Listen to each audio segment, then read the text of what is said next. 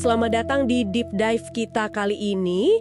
Anda udah berbagi sumber yang menarik banget nih tentang sosok legendaris dalam sejarah Islam, Khalid bin Walid radhiyallahu anhu. Betul.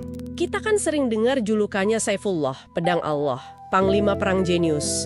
Tapi sumber-sumber Anda ini kayaknya ngajak kita lihat sisi lain ya, yang lebih personal, yang menyentuh hati gitu. Iya, betul sekali.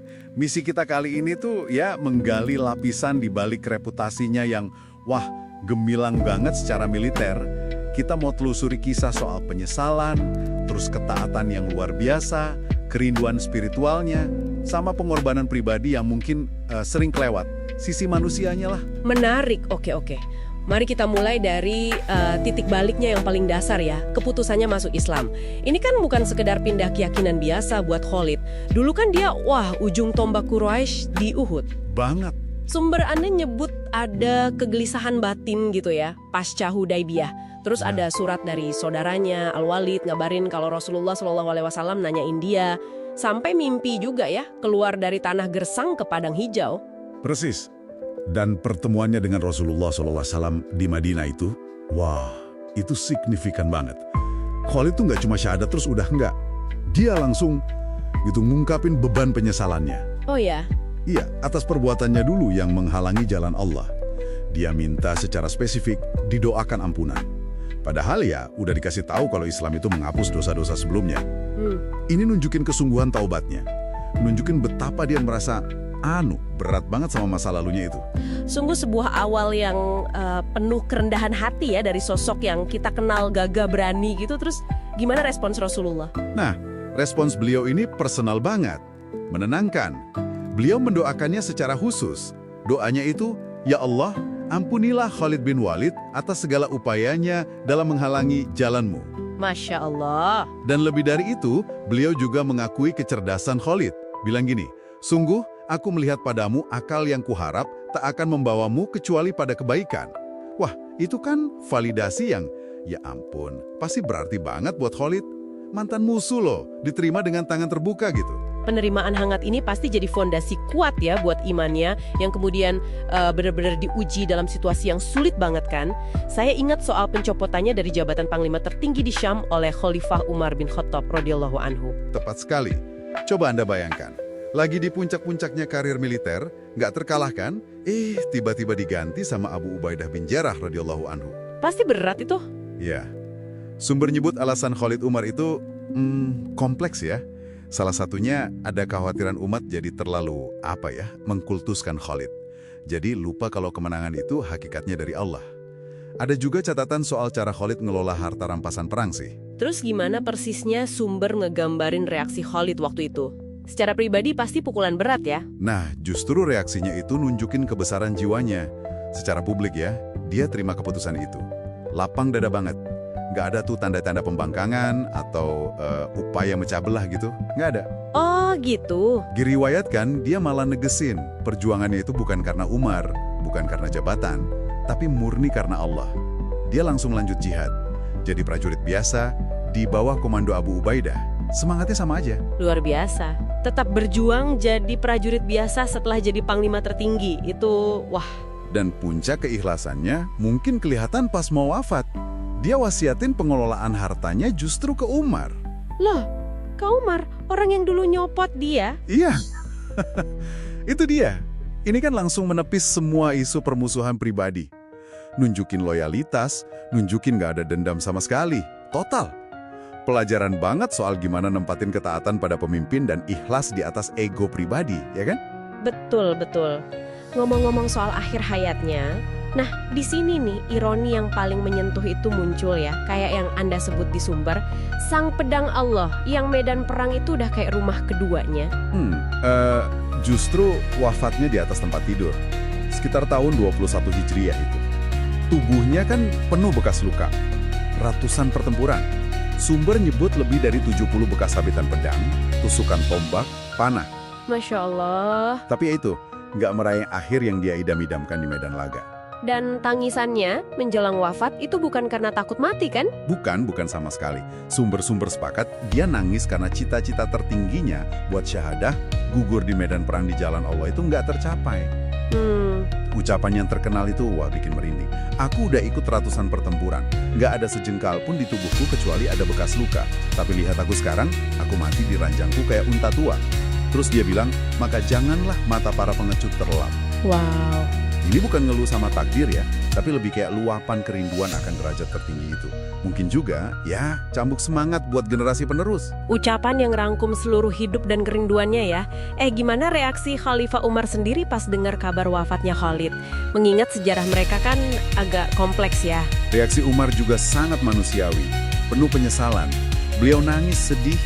Pas lihat para wanita dari Bani Makhzum, kerabatnya Khalid, meratap, Umar bilang, biarkan mereka nangisi Abu Sulaiman. Abu Sulaiman itu panggilan Khalid ya. Iya. Terus Umar bilang lagi, untuk orang seperti Abu Sulaiman, memang pantaslah para wanita menangis. Beliau ngakuin ini kehilangan besar buat Islam. Bahkan nyebut wafatnya Khalid itu kayak lubang dalam Islam yang tak tertambal lagi. Wah. Ini nunjukin penghargaan yang dalam banget, melampaui perbedaan kebijakan dulu. Jadi dari semua momen menyentuh ini, pertobatan, ketaatan pas diuji, sampai kerinduan di akhir hayat, apa ya intisari yang bisa Anda tarik buat kita renungkan? Kisah Khalid ini ya lebih dari sekedar cerita pahlawan biasa. Ini kayak cermin transformasi manusia, dari penentang keras jadi pembela utama. Ini soal ikhlas, niatnya cuma karena Allah, bukan jabatan, bukan pujian. Betul. Ini soal kerendahan hati yang luar biasa, pas di puncak maupun pas diturunkan. Dan yang paling kuat mungkin, ya gambaran kerinduan yang dalam banget sama akhirat. Keharuan itu emang muncul dari kontras yang tajam ya. Kegagahan pedang Allah di medan perang, ketemu sama momen-momen kerapuhan manusiawi, penyesalan tulus, ketaatan mutlak yang pahit, dambaan spiritual yang nggak padam. Iya. Dan sebagai penutup nih, mungkin ini yang perlu Anda renungkan lebih dalam. Khalid bin Walid, sang pedang Allah yang nggak terkalahkan, dia pengen banget syahid di medan perang, tapi takdirnya wafat di ranjang. Mungkin pelajaran terdalamnya itu bukan soal akhir kayak apa yang kita mau, tapi soal gimana kita ngejalanin hidup. Kemenangan spiritual terbesarnya mungkin justru di penyerahan diri total pada kehendak ilahi itu. Bahkan pas harapan terbesar kita kayak syahadah buat Khalid, nggak terwujud persis kayak yang kita bayangin.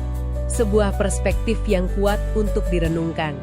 Terima kasih banyak, sampai jumpa di Deep Dive berikutnya. Dalam sunyi aku terpancing, menapaki jalan tanpa ragu. Meski badai datang menggigil, kebenaran takkan pernah layu. Di medanmu tak darah tertumpuk, 3 syuhada gugur satu-satu. Langkahnya mantap, tak pernah lesu. Saifullah pedang Allah yang terhunus selalu. Ia tak gentar di medan 1000, musuh bergetar pasukannya satu. Pedangnya bicara bukan hanya ilmu, berjuang demi langit bukan demi nafsu. Mukmin kuat dicintai Tuhanku, bukan karena raga tapi kokohnya kalbu. Jihad terbaik berkata yang jujur itu, walau di depan penguasa yang palsu. Kejujuran tuntun ke jalan yang lurus selalu, dan jihad sejati lawan hawa nafsu. Buah marifat tak hanya tahu tapi malu pada Allah, dan hati yang bersatu. Cinta karenanya berani karena restu, bukan karena amarah tapi yakin yang satu. Ilmu tak cukup jika hanya disimpan, harus menjadi nyala dalam perjuangan. Syekh Nawawi cetak pejuang ilmu yang menantang zaman dengan hati yang syahdu. Kebenaran itu satu, tak peduli berapa yang menentang. Penjara hanya mengurung badan, bukan suara hati yang terang. Mati satu tumbuh 1000, kami bukan pahlawan, hanya manusia yang tak tahan diam membisu.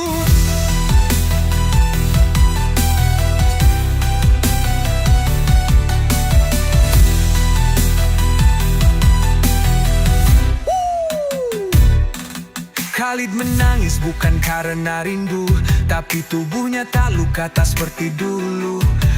Ku cari mati di 1000 perang itu, namun aku mati di atas ranjangku. Mata pedang tak sempat menembus tubuhku, maka jangan kalian tertipu dunia yang palsu. Semoga lemah lembut Allah yang menjemputku, dan aku tetap syahid dalam cinta yang bersautu. Mukmin kuat, cahaya di jalanku, dan hadapi musuh itu, berkata yang hak walau sendiri dan beku.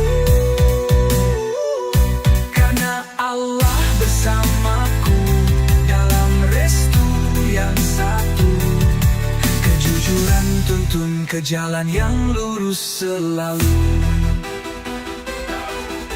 dan jihad sejati lawan